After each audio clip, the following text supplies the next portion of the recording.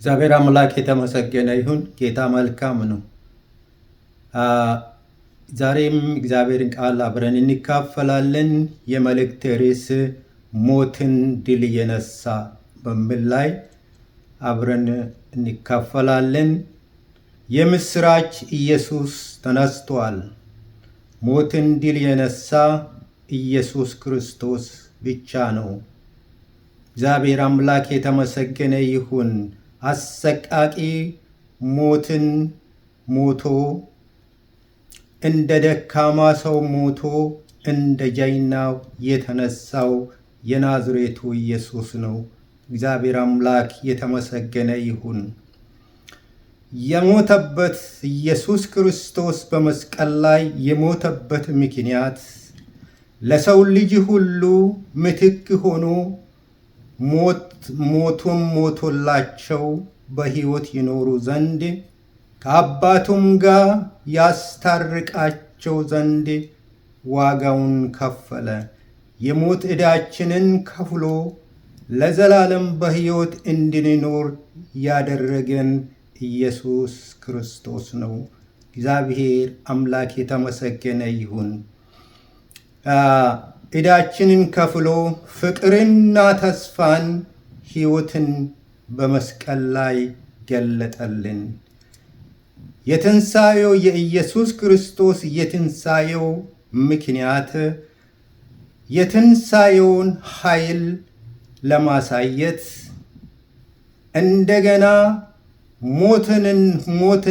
በሞትና በሲኦል ላይ ስልጣኑን ለመግለጽ ለማሳየት ሞት የማይዘው መሆኑን ጌታ ኢየሱስ ክርስቶስ ሞትን ድል አድርጎ ተነስቷል።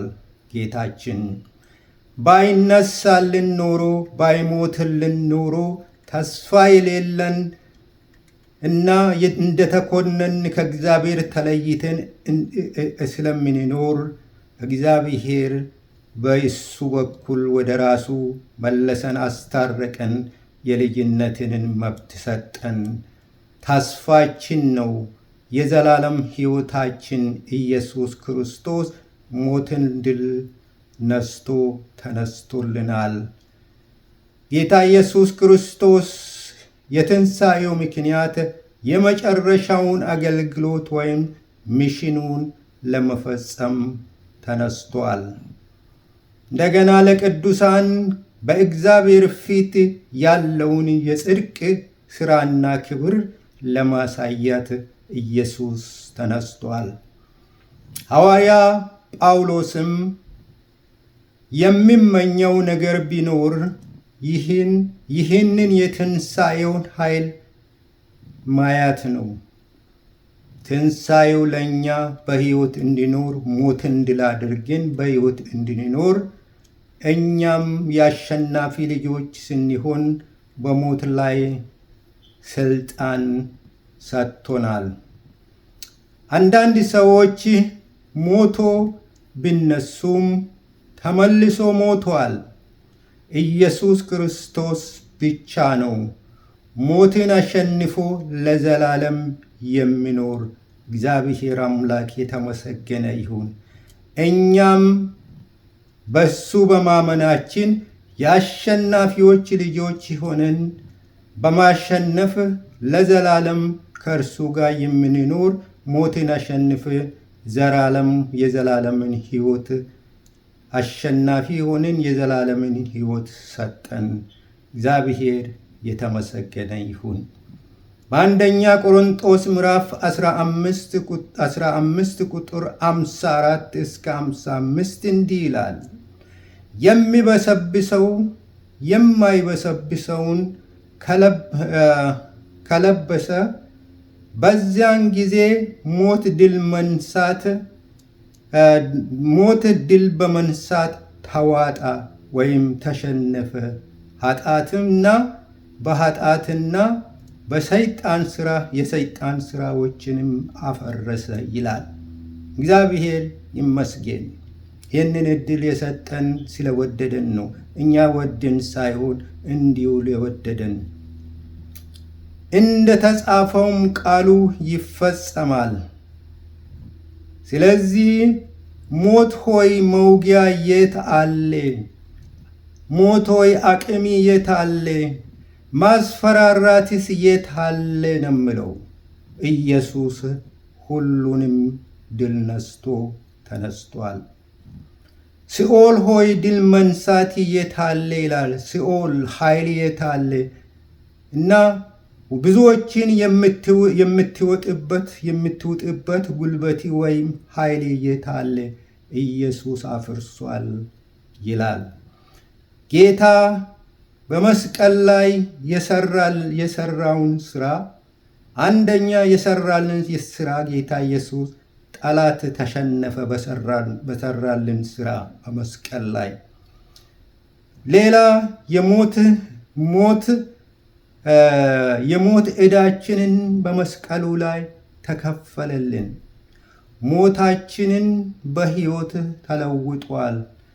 ሞት ተሻረ። ምሕረትና ይቅርታን አገኘን፣ አሰጠን። በመስቀል ላይ አገኘን። የሰይጣን መንግስት አፈረሰ። በመሰራልን ስራ ፍርሃትና ኩነኔ ተወገደልን። የዘላለም ሕይወት በሮች ተከፈቱልን። ጌታ በከፈተልን በር እኛ በዘላለም ሕይወት በር በክርስቶስ በኩል ወደ አብ እንገባለን።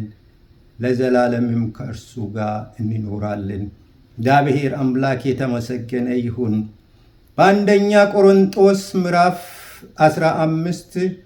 15:57 እንዲህ ይላል፣ ነገር ግን በጌታችን በኢየሱስ ክርስቶስ በኩል ድል በመንሳት ለእኔና ለእናንተ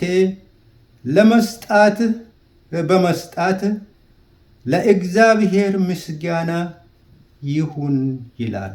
ይህንን የሰጠን ድል በመንሳት ለእኔና ለእናንተ ይህንን ያደረገው ስልጣን የሰጠን እግዚአብሔር ምስጋና ይሁንለት። ፍቅሩን ለገለጠልን ድልን ላሳየን ለጌታችን ለእግዚአብሔር ክብር ይሁን። በዮሐንስ ምዕራፍ 11:25-26 እንዲህ ይላል፣ ትንሣኤና ሕይወት እኔ ነኝ። የሚያምንብኝ እንኳ ብሞት ሕያው ይሆናል። ሞትን ያሸንፋል፣ ለዘላለም ይኖራል። ሞት በሱ ላይ ስልጣን የለውም። ኩነኔም ዕዳው ተከፍሎለታል።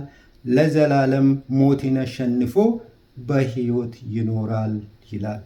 እግዚአብሔር አምላክ የተመሰገንን ለረዳን ጌታ እግዚአብሔር የተመሰገነ ይሁን። ሻሎም ኤሎሂም